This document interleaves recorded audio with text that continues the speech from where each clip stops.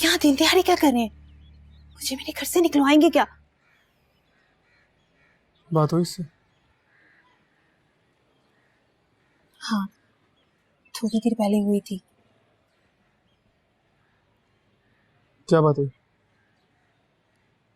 बिलाल भाई, मैं आपको एक मशवरा दूं, आप अपनी जिंदगी खराब मत करें, भूल जाएं उसे और अपनी जिंदगी शुरू करें।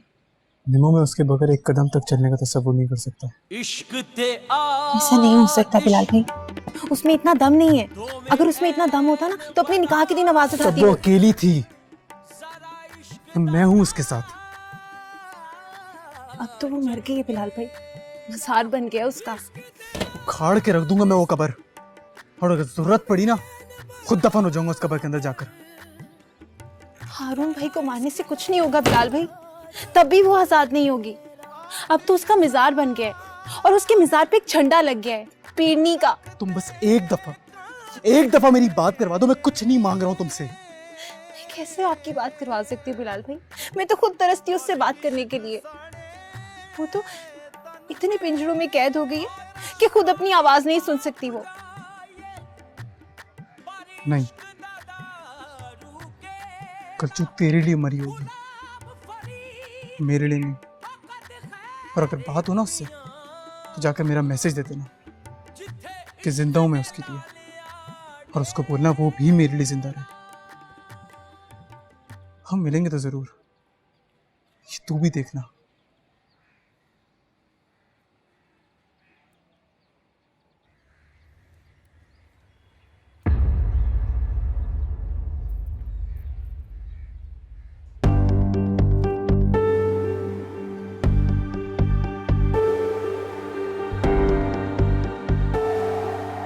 आपने सब कुछ सुन तो लिया होगा ताहिर ने? हाँ, सब सुन लिया है, मगर आइंदा सुनना नहीं चाहती। मैंने तुझे रात को भी समझाया था कि मेरी बेटी से दूर रह। अब वो जिस मकाम पर पहुंच गई है, तुम्हारे बचपने उसका मकाम घटा देंगे। रात तेरे बाप ने तुझे मारा, मैंने रोका, है ना? आइंदा खुद हाथ उठाऊंगी।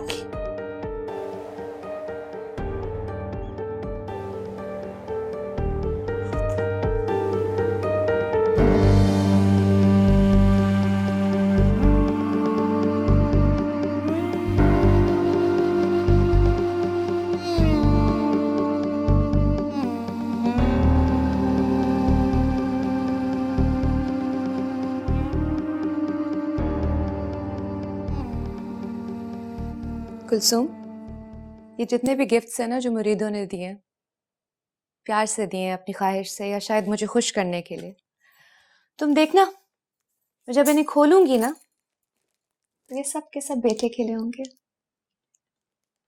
यहां तक कि पीर जी ने भी होने वाले बच्चे के लिए अपने बाप का नाम को सोच लिया। लेकिन तुम्हें पता है मैं क्या चाहती हूँ? बेटी।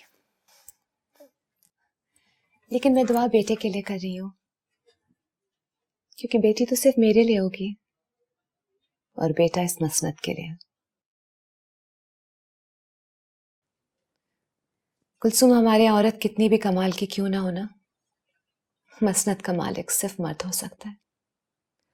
और मैं नहीं चाहती कि मेरी बेटी भी उन्हीं उलझनों से गुजरे जिनमें से मैं गुजर रही हूँ। तुम्हें एक बात बताऊं? मुर्शिद सही फैशन डिजाइनिंग पढ़ रहे थे।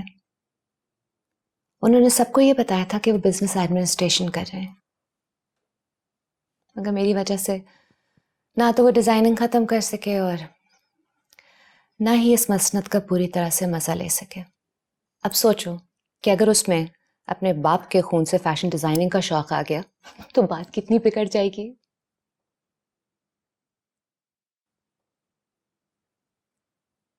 कुलसुम, जब से तुम आई हो ना तो बेटी की शिद्दत कम हो गई है मुझमें।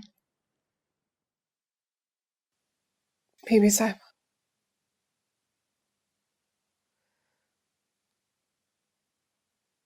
मैं अपने घर वापस जाना चाहती हूँ।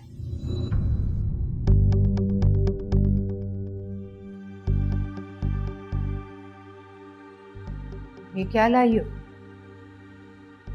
न्याज, इससे पहले भी आई थी मेरे पास, शायद गलती से ले आई थी। नहीं नहीं, वो भी मैंने ही भिजवाई थी,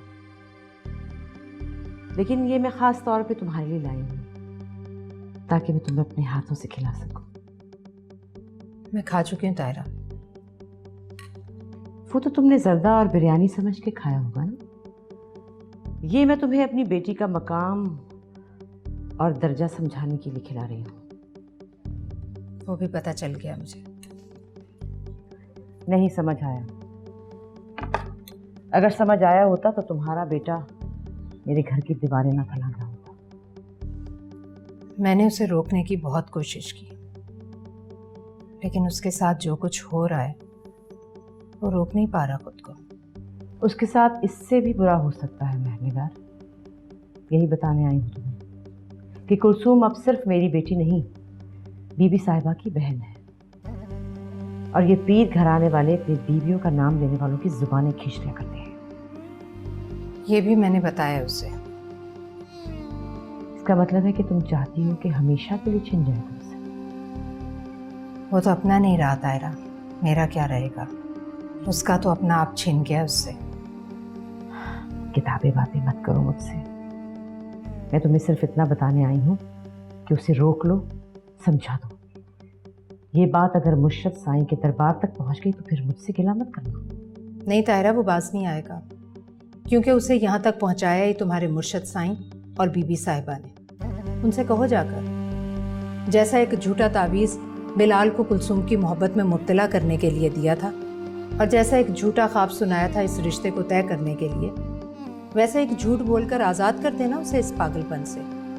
तुम हमारे मुर्शिदों को झूठा कह रही हो। हाँ, नहीं तायरा, मैं उन्हें झूठा नहीं।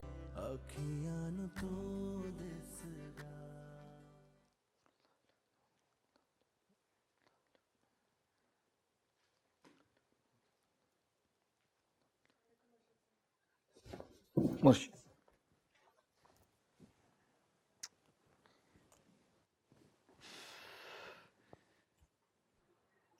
जा, दरवाजा बंद कर जाना। जी मुर्शिद।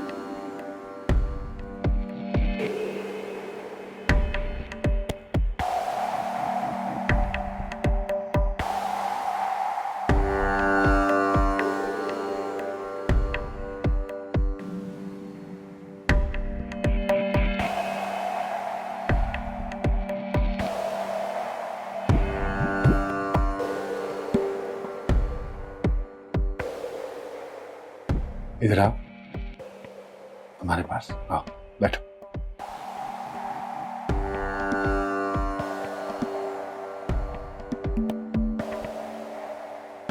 हाँ, इधर हमारे पास।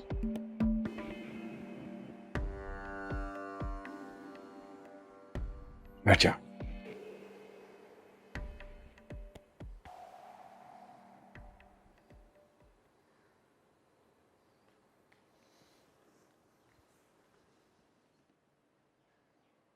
ये देखो,